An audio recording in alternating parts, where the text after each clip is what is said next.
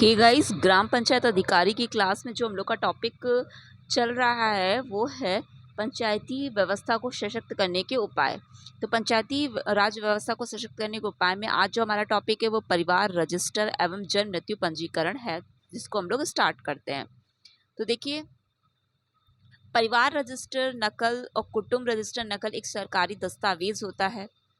Okay, ये दस्तावेज जो है विभिन्न सरकारी कार्यों के लिए आवश्यक होता है।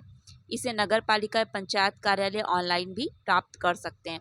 देखो, परिवार रजिस्टर होना जो है वो काफ़ी ज़रूरी है। अगर वो परिवार रजिस्टर नहीं है हम लोग का, तो काफ़ी कुछ ऐसी स्कीम होती हैं जिससे हम लोग लाभ नहीं उठा सकते हैं।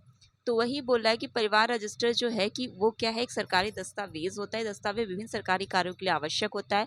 इस नगर पालिका या पंचायत कार्यालय ऑनलाइन भी प्राप्त कर सकते हैं। उत्तर प्रदेश सरकार ने राज्य के सभी नागरिकों को परिवार रजिस्टर नकल प्राप्त करने की सुविधा ऑनलाइन प्रदान कर दी है। ठीक है, अब ऑनलाइन है इसकी सुविधा। अब राज्य के निवासी अपने परिवार रजिस्टर की नकल को घर बैठे ही ई डिस्ट्रिक्ट की वेबसाइट edistrict.up.government.in पर जाकर प्राप्त कर सकते हो। तो ये वेबसाइट आपको ध्यान रखनी है। ई डिस्ट्रिक्ट की वेबसाइट edistrict.up.gov.in पर जाकर प्राप्त कर सकते हैं। परिवार रजिस्टर नकल एक महत्वपूर्ण दस्तावेज है जिसका उपयोग कई सरकारी योजना एवं सेवाओं का लाभ उठाने के लिए किया जाता है। यह दस्तावेज परिवार के सदस्य के नाम, पता, जन्मतिथि और अन्य जानकारी प्रदान करता है।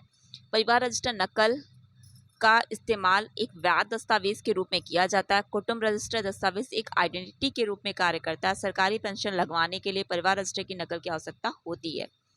आर्टिकल इसका जो परिवार का है, तो क्या है, रजिस्टर नकल हो गई। राज्य हम लोग यूपी की बात करें तो उत्तर प्रदेश की बात कर रहे हैं। लाभार्थी कौन है, जो यहाँ यूपी सरकार, भाई यूपी के जो नागरिक होंगे वो। पोर्टल कौन सा, ई डिस्ट्रिक्ट पोर्टल उत्तर प्रदेश है। विभाग पंचायती राज विभाग। माध्यम ऑनलाइन। आवेदन शुल्क कितना है इसका, जो पैसे लगते हैं इसमें 10 रुपये का आवेदन करना होता है। Website edistrict.up.gov.in। ओके, ये जो e service access to help individual, e Saathi जो वेबसाइट है ये पता होना चाहिए आपको। ठीक है, तो साथी की जो फुल फॉर्म है वो भी पता होनी चाहिए।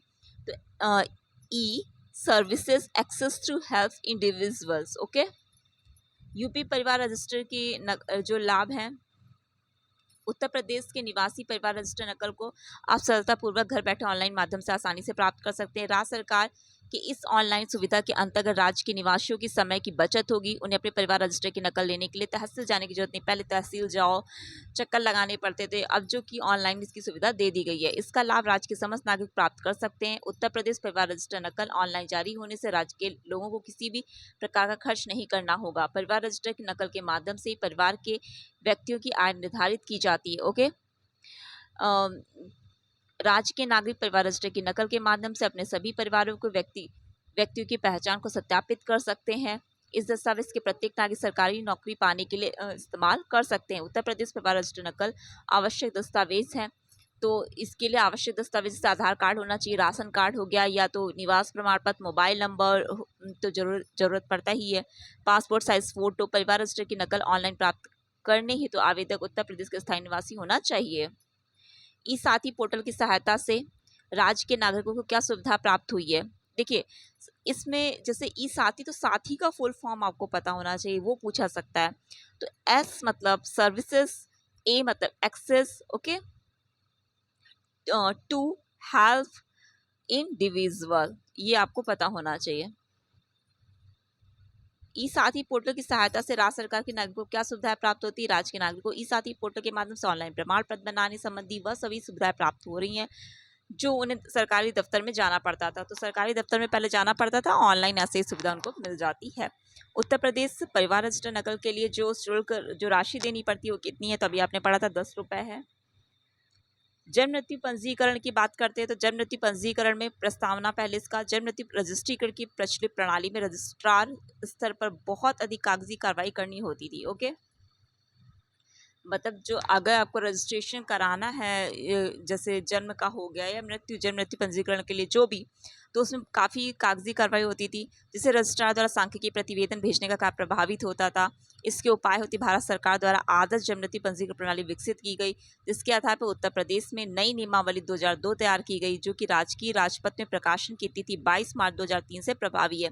तो जो कब से प्रभावी, डेट ध्यान रखनी है, 22 मार्च 2003 से प्रभावी। भूमि का जन्म मृत्यु रजिस्ट्रीकरण नियम 1969 के प्रवृत्त होने के पश्चात देश में जन्म मृत्यु और जो मृत जन्म हुआ है, मतलब जो मरे हुए जन्म हैं, उनका रजिस्ट्रीकरण अनिवार्य हो गया है अधिनियम, क्योंकि तभी पता चलता है कितने लोग जन्मे, कितने लोग की मृत्यु हुई है। अधिनियम के अंतर्गत केंद्र और राज्य स्तर पर विभिन्न पदाधिकारियों का प्रावधान किया गया है। भारत के महा रजिस्ट्रार की नियुक्ति केंद्र सरकार द्वारा इस अधिनियम के अंतर्गत की जाती है 1969 के। और वह राज्यों तथा संघ राज्य क्षेत्रों में जन्म मृत्यु के रजिस्ट्रीकरण अधिनियम के कार्यविधि से संबंधित मामलों में निर्देशन मार्गदर्शन करने हेतु केंद्रीय पदाधिकारी हैं। उन्हें विभिन्न राज्यों में अधिनियम के कार्यविधि के संबंध में केंद्रीय सरकार का वार्षिक रिपोर्ट प्रस्तुत करनी होती है। उत्तर प्रदेश राज्य में कौन, जो कि मतलब जिनकी नियुक्ति करी जाती है, ठीक है। अधिनियम का कार्यविधि के संबंध में केंद्र सरकार का एक वार्षिक रिपोर्ट प्रस्तुत करनी होती है। उत्तर प्रदेश राज्य में जन्म मृत्यु रजिस्ट्रीकरण नियमावली 1976 के स्थान पर संशोधित उत्तर प्रदेश जन्म मृत्यु रजिस्ट्रीकरण नियमावली 2002 निर्मित की। आपको 2002 वाली ध्यान रखनी है, जो कि शासकीय राजपत्र में 22 मार्च 2003 से पूरे उत्तर प्रदेश में प्रभावी है।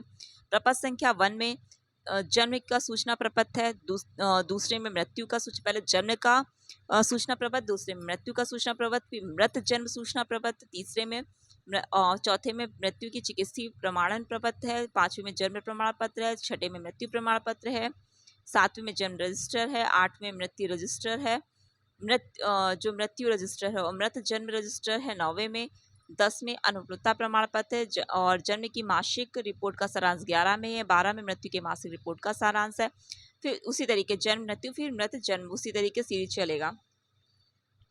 13 में मृत जन्म की मासिक रिपोर्ट का सारांश है। प्रपत्र संख्या 1, 2, 3 के विधिक भाग रजिस्ट्रीकरण के पश्चात क्रमशः प्रपत्र संख्या 7, 8, 9 कहलाएंगे भाई। जो 1, 2, 3 है उसमें क्या था, वो प्रपत्र था, मतलब पहले जन्म का सूचना प्रपत्र, फिर मृत्यु का सूचना प्रपत्र, फिर मृत जन्म सूचना प्रपत्र। उसे 7, 8, 9 में क्या है, वही प्रमाण पत्र बन जाते हैं। तो जन्म का रजिस्टर, मृत्यु का रजिस्टर, मृत जन्म रजिस्टर हो गया। तो वही वार्षिक जिल्द साजी के बाद क्रमशः ये क्या हो जाते, एक रजिस्टर होंगे। जन्म मृत्यु रजिस्ट्रीकरण अधिनियम 1969 एवं राज्य नियम भारत में जन्म मृत्यु का रजिस्ट्रीकरण जन्म मृत्यु रजिस्ट्रीकरण अधिनियम 1969 के प्रावधानों के अंतर्गत किया जाता है। क्या बोला, जन्म मृत्यु रजिस्ट्रीकरण अधिनियम 1969 और राज्य नियम भारत में जन्म मृत्यु के रजिस्ट्रीकरण जन्म मृत्यु रजिस्ट्रीकरण अधिनियम 1969 के प्रावधान के अंतर्गत किया जाता है। इस अधिनियम में लागू होने के दिनांक संपूर्ण भारत में रजिस्ट्रीकरण प्रणाली में एकरूपता स्थापित करते हुए जन्म मृत्यु की सूचना रजिस्ट्रीकरण अनिवार्य कर दिया गया। उत्तर प्रदेश सरकार द्वारा जन्म मृत्यु रजिस्ट्रीकरण नियमावली 1976 बनाई गई, जो कि 8 जनवरी 1977 से संपूर्ण देश में लागू थी। इस नियमावली के साथ संलग्न प्रपत्रों पर जन्म मृत्यु और मृत जन्म की घटनाओं का रजिस्ट्रीकरण किया जाता था। इसके नियमों से विलंबित रजिस्ट्रीकरण की प्रक्रिया, बच्चों के नाम में अंकन प्रमाण पत्रों को निर्गत करना, मृत्यु के कारणों का चिकित्सीय प्रमाणीकरण, प्रविष्ट के ठीक या रद्द करना, अपराधों के प्रशासन की शक्ति, अभिलेखों की सुरक्षा और रख रखाव, सूचनाओं का संग्रहण, संकलन, प्रेषण आदि प्रावधानित था। मतलब इसमें बस ये ध्यान रखना है, एक तो ये क्रम एक बार देख लीजिएगा। यहाँ पे 2002 की जो नियमावली है और फिर उसके बाद ये बोला गया 1969 का जो अधिनियम है उसका थोड़ा थोड़ा उसका टॉपिक देखते जाना है। उत्तर प्रदेश में रजिस्ट्रीकृत संगठन है, तो उत्तर प्रदेश रजिस्ट्रीकृत संगठन का स्वरूप जैसे राज्य स्तर पे मुख्य रजिस्ट्रार जन्म और मृत्यु उत्तर प्रदेश, जो महानिदेशक होगा चिकित्सा एवं स्वास्थ्य उत्तर प्रदेश लखनऊ, ठीक है, रजिस्ट्रार का होना है, और जो उसके महानिदेशक होगा चिकित्सा संबंधित है भाई, तो उसके जो भी निदेशक होंगे वो अपर मुख्य रजिस्ट्रार जो हो गए। तो अपर निदेशक जो सॉरी मैंने मेरे ख्याल से यहाँ पे गलत पढ़ा, मुख्य रजिस्ट्रार की बात करी गई थी। अपर निदेशक चिकित्सा स्वास्थ्य उत्तर प्रदेश, उप निदेशक पंचायत राज उत्तर प्रदेश लखनऊ, उप मुख्य रजिस्ट्रार की बात करी गई है। तो मुख्य रजिस्ट्रार जैसे कि जहाँ पे निदेशक हैं सांख्यिकी अधिकारी हो गए, चिकित्सा स्वास्थ्य उत्तर प्रदेश लखनऊ मंडल स्तर पे बोला गया, तो मंडल स्तर पे जैसे अपर मुख्य रजिस्ट्रार हो गया, मंडलीय अपर निदेशक होगा, चिकित्सीय स्वास्थ्य परिवार कल्याण जिला स्तर पे जिला रजिस्ट्रार हो गया, मंडल स्तर पे जो अपर मुख्य रजिस्ट्रार, जिला स्तर पे जिला रजिस्ट्रार, और मुख्य चिकित्सा अधिकारी। अपर जिला रजिस्ट्रार की बात कर रहा है तो उसमें उप मुख्य चिकित्सा अधिकारी नगरीय क्षेत्र में, जिला पंचायत राज अधिकारी ग्रामीण क्षेत्र में। अन्य स्तर पर रजिस्ट्रार जो होंगे मतलब अलग रजिस्ट्रार जो रजिस्ट्रेशन करते हैं वो रजिस्ट्रार। अब रजिस्ट्रार अलग अलग स्तर पे अलग अलग तरीके से, जैसे जिला स्तर पे जो जिला का रजिस्ट्रार हो गया, मुख्य चिकित्सा अधिकारी। अपर जिला रजिस्ट्रार की बात कर रहे हैं तो उप मुख्य चिकित्सा जो अधिकारी है वो नगरीय क्षेत्र का हो गया। जिला पंचायत अधिकारी जो पंचायत राज अधिकारी ग्रामीण क्षेत्र का रजिस्ट्रार हो गया। रजिस्ट्रार अन्य जैसे नगर स्वास्थ्य अधिकारी नगर निगम नगर पालिका परिषद के, ग्राम पंचायत विकास अधिकारी ग्राम पंचायत क्षेत्र का हो गया। रजिस्ट्रीकरण की प्रक्रिया। जन्म मृत्यु रजिस्ट्रीकरण अधिनियम 1969 के प्रावधान के अनुसार संपूर्ण देश में स्थानीय रजिस्ट्रार द्वारा अपने क्षेत्राधिकार के भीतर घटित जन्म मृत्यु की समस्त घटनाओं का रजिस्ट्रीकरण किया जाना है। ठीक है, जन्म मृत्यु जो भी है उनका सभी का रजिस्ट्रेशन होगा। बच्चों के नाम पे रजिस्ट्रीकरण, तो बच्चों के जन्म रजिस्ट्रीकरण बिना नाम के किया जा सकता है। जन्म मृत्यु रजिस्ट्रीकरण नियमावली 2002 के नियम संख्या 10, कौन सी 2002 के नियम संख्या 10 के प्राविधान के अनुसार रजिस्ट्रार नाम के बिना रजिस्ट्रीकृत किए गए जन्मे बच्चे के नाम की प्रविष्टि के माता पिता या संरक्षण के लिखित और मौखिक सूचना के आधार पर रजिस्ट्रीकरण तिथि के 1 वर्ष के भीतर करेगा। ठीक है, कितना 1 वर्ष के भीतर की बात कर रहा है। भारत से बाहर भारतीय नागरिकों के जन्म और मृत्यु के रजिस्ट्रीकरण। विदेशों में रहने वाले भारतीय नागरिकों से संबंधित जन्म मृत्यु की घटनाओं का रजिस्ट्रीकरण जो है नागरिकता अधिनियम 1955 और तत्संबंधी नागरिकता अधिनियम 1956 में निर्धारित व्यवस्था के अनुसार भारतीय काउंसिल द्वारा किया जाता था। जन्म मृत्यु का प्रमाण पत्र निर्गत किए जाते थे। जन्म मृत्यु रजिस्ट्रीकरण अधिनियम 1969 की धारा जो 20 के अनुसार ऐसे भारतीय दंपति जो भारत में बसने की दृष्टि से वापस आए हैं उन्हें अपने बालक बालिका को भारत में पहुंचने की तारीख से 60 दिन के भीतर किसी भी समय बालक बालिका के जन्म का रजिस्ट्रीकरण जहां वे समानता रहते हैं उस क्षेत्र में स्थानीय रजिस्ट्रार से कराएंगे। तो ये आपको ध्यान रखना है कि 1969 की धारा 20 20(2) और यहाँ पे जो ये ड्यूरेशन दिया गया है मतलब पहुंचने की तारीख से कितने 60 दिन 2 महीने के अंदर। गुमशुदा व्यक्ति की मृत्यु का रजिस्ट्रीकरण मृत्यु के रजिस्ट्रीकरण हेतु मृत्यु के दिनांक एवं स्थान की सूचना आवश्यक है, परंतु गुमशुदा व्यक्ति के समय मृत्यु की सही तिथि व स्थान का निर्धारण नहीं हो पाता। अर्थात 7 वर्ष तक जिस व्यक्ति को सुना या देखा ना गया हो, कितना 7 वर्ष तक, तो उसे मृत माना जाता है। इस संबंध में जन्म मृत्यु रजिस्ट्रीकरण अधिनियम 1969 में कुछ भी नहीं कहा गया। अतः इस प्रयोजन के लिए न्यायालय में दायर वाद में लिखित और मौखिक साक्ष्यों के आधार पर न्यायालय द्वारा निर्धारित तिथि व स्थान निर्भर किया जाता है। गोद लिए गए बच्चों का रजिस्ट्रीकरण बच्चों की गोद ले जाने की स्थिति से संबंधित मजिस्ट्रेट द्वारा पारित आदेश में बच्चे के माता पिता के नाम रजिस्ट्रार मूल अभिलेख में संशोधित करते हुए जन्म मृत्यु प्रमाण पत्र जारी जो भी मतलब माता पिता का नाम है उसको रजिस्ट्रार जो है वो फिर अभिलेख में संशोधित करते हैं। जो भी भाई पहले गोद लिया गया है तो पहले का नहीं, जो भी माता पिता गोद लेंगे तो उनके थ्रू उसका फिर रजिस्ट्रेशन किया जाता है। अपराध दंड और अभिवेजन। किसी भी व्यक्ति को 50 रुपये से अनधिक के जुर्माने से दंडित किया जा सकता है। यह वह का नंबर क्या है, धारा 8 व 9 के अंतर्गत अपेक्षित जानकारी नहीं देता है। धारा 8 व 9 के अंतर्गत अगर जो जानकारी चाहिए वो नहीं देता है, अपेक्षा जैसी की गई है, यह दिलवाता है जिसे वह जानता है, विश्वास करता है कि विशिष्टियाँ जिन्हें जानना रजिस्ट्रीकृत किए जाना अपेक्षित है मिथ्या है, अथवा धारा खा जो है का में क्या बोला गया, धारा 8 और 9 के अंतर्गत। फिर धारा 11 के द्वारा अपेक्षित रूप से रजिस्टर में अपना नाम, वर्ण और निवास स्थान लिखने व अपना अंगूठा लगाने से इनकार करता है। ठीक है, पहले में जैसी जानकारी बोली गई है वैसी नहीं देता है तो धारा 8 व 9 का हो गया। और धारा 11 का अपेक्षित रूप से रजिस्टर में अपने नाम व वर्ण नहीं करता है, इनकार कर देता है। कोई रजिस्ट्रार अपने उप रजिस्ट्रार से अपने अधिकारिता में होने वाले किसी भी जन्म मृत्यु की रजिस्ट्रीकरण या धारा 19 की उपधारा 1 द्वारा अपेक्षित विवरणियां भेजने में उपेक्षा करेगा तो उससे इनकार करेगा और 50 रुपये तक के जुर्माने का दंडनीय होगा। कोई भी चिकित्सीय व्यवसाय जो कि धारा यहाँ पे क्या था, जन्म मृत्यु के रजिस्ट्रीकरण में यह धारा 19 की उपधारा द्वारा अपेक्षित विवरणियां, ये धाराएं आप पढ़ लीजिएगा जो भी इसमें आई हैं क्योंकि धारा पूछी जा सकती है। कोई भी चिकित्सा व्यवसायी जो धारा 10 के तीसरे भाग के आधे मृत्यु के कारण का प्रमाण पत्र देने की उपेक्षा अथवा उसे इनकार करता है तो 50 रुपये तक के जुर्माने से जुर्माने का जो दंड रखा गया 50 रुपये तक का रखा गया है। भारत का महारजिस्ट्रार। केंद्रीय सरकार शासकीय राजपत्र में अधिसूचना द्वारा किसी व्यक्ति को भारत का महारजिस्ट्रार के रूप में नियुक्त कर सकेगी। केंद्र सरकार ऐसे अन्य अधिकारी अधिकारी भी ऐसे पदनामों से जैसे वो ठीक समझे महाराष्ट्र के इस अधिनियम के अधीन ऐसे कृत्यों के जिनका निर्वहन करने के लिए वह समय समय पर अधिकृत करे महाराष्ट्र के अधीक्षण और निदेशन के अधीन निर्वहन करने के प्रयोजन की नियुक्त कर सकेगी। महारजिस्ट्रार उन राज्य क्षेत्रों में जिन पर उस अधिनियम का विस्तार है जन्म और मृत्यु के रजिस्ट्रीकरण के विषय में मुख्य रजिस्ट्रार की क्रियाकलापों का समन्वय एकीकरण के लिए कदम उठाएगा और उक्त राज्य क्षेत्र में उस अधिनियम के कार्यान्वयन विषयक वार्षिक रिपोर्ट केंद्रीय सरकार का प्रस्तुत करेगा। मुख्य रजिस्ट्रार राज्य सरकार शासकीय राजपत्र में अधिसूचना द्वारा किसी राज्य के लिए एक मुख्य रजिस्ट्रार नियुक्त कर सकेगी। राज्य सरकार ऐसे अन्य अधिकारी भी ऐसे पदनामों से जैसे कि ठीक समझे मुख्य रजिस्ट्रार के ऐसे कृत्यों का जिनका निर्वाह करने के लिए उन्हें समय समय पर प्राधिकृत करे मुख्य रजिस्ट्रार के अधीक्षण और निदेशन के आदि निर्वहन करने के प्रयोजन के लिए नियुक्त कर सकेगी। राज्य सरकार द्वारा दिए गए निर्देशों को यदि कोई भी अध्याधीन रहते हुए मुख्य रजिस्ट्रार किसी राज्य में इस अधिनियम के उपबंधों और तथाधीन बनाए गए नियमों और किए गए आदेशों के निष्पादन के लिए मुख्य कार्यपालक प्राधिकारी होगा। ठीक है, इसमें कुछ भी बस एक बार आपको पढ़ना है, कुछ समझने इसमें ज़्यादा कुछ समझने वाला है नहीं, बस नॉलेज चाहिए कि कैसे नियुक्त किया जाता है, क्या है, कौन कौन इसमें रजिस्ट्रार किस मतलब पद पे हैं।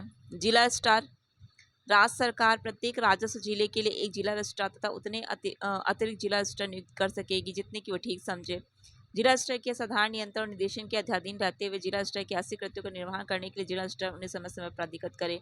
मुख्य रजिस्ट्रार के निदेशन के अधीन रहते हुए जिला रजिस्ट्रार जिले में जन्म और मृत्यु के रजिस्ट्रीकरण का अधीक्षण करेगा। इस अधिनियम के उपबंध और मुख्य रजिस्ट्रार द्वारा इस अधिनियम के प्रयोजन के समय पर निकाले गए आदेशों का निष्पादन जिले में करने के लिए उत्तरदायी होगा। रजिस्ट्रार राज्य सरकार नगर पालिका पंचायत या अन्य स्थानीय प्राधिकारी अधिकारिता के भीतर का क्षेत्र समाविष्ट करने वाले प्रत्येक स्थानीय क्षेत्र के लिए किसी अन्य क्षेत्र या उनमें से दो या दूसरी समुच्चय के लिए एक रजिस्ट्रार नियुक्त कर सकेगी।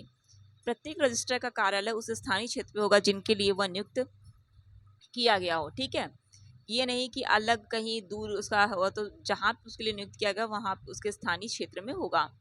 प्रत्येक रजिस्ट्रार का कार्यालय उस स्थानीय क्षेत्र में होगा जिसके लिए वो नियुक्त किया गया हो। प्रत्येक रजिस्ट्रार जन्म मृत्यु के रजिस्ट्रीकरण के प्रयोजन के लिए अपने कार्यालय में ऐसे समयों पर जिनका मुख्य रजिस्ट्रार निर्देश दे हाजिर रहेगा। ओके, अब थोड़ा सा आगे देख लेते हैं इसकी पीडीएफ में, और जो आगे है टॉपिक उसको मैं पीडीएफ दिखा देती हूँ, जो भी आपको पढ़ना हो उससे पढ़ लीजिए। ये जो है 22 मार्च 2003 का जो भी हम लोगों ने पढ़ा था अधिनियम 2003 का, उसी का जो गजट का था तो उसी का टॉपिक है 3 जनवरी 2003 का। तो उत्तर प्रदेश जन्म मृत्यु रजिस्ट्रीकरण नियमावली जो 2002 की है, इसमें थोड़ा सा आप देख लीजिए। संक्षिप्त नाम और प्रारंभ, यह नियमावली उत्तर प्रदेश जन्म मृत्यु रजिस्ट्रीकरण नियमावली 2002 कही जाएगी। यह सरकारी गजट में अधिसूचित होने के दिनांक से प्रवृत्त होगी। इस नियमावली में जब तक कि संदर्भ में अन्यथा अपेक्षित न हो, अधिनियम का तात्पर्य जन्म मृत्यु रजिस्ट्रीकरण अधिनियम 1969 से है। प्रारूप का तात्पर्य इस नियमावली से संलग्न प्रारूप से है। धारा का तात्पर्य अधिनियम की किसी धारा से है। गर्भ अवधि का समय, धारा 2 के उपधारा 1 के खंड 6 के प्रयोजन के लिए गर्भावधि 28 सप्ताह होगी। कितना? 28 सप्ताह।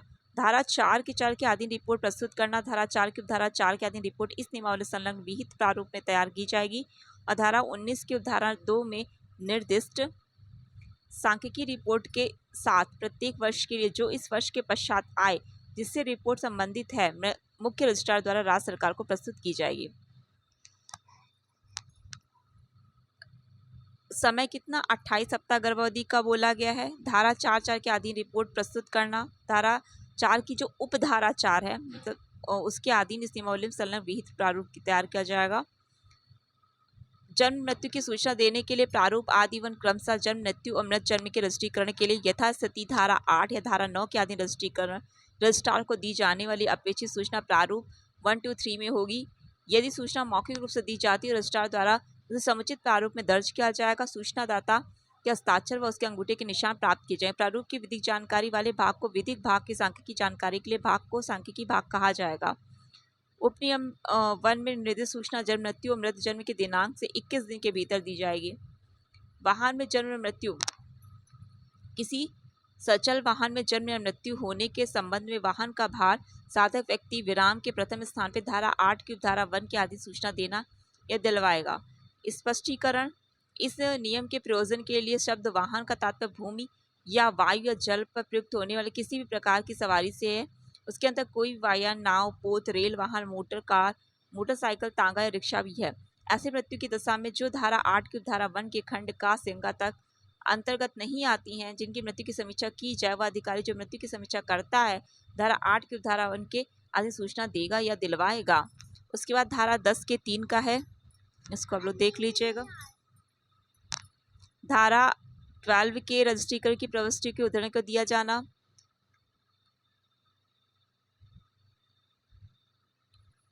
मैं स्क्रॉल कर दे रही हूँ, आप लोग देख लीजिएगा इसको।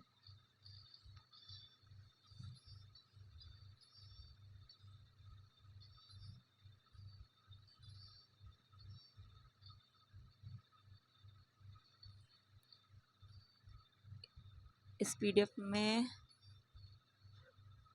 में इतना ही रखते हैं। Thank you.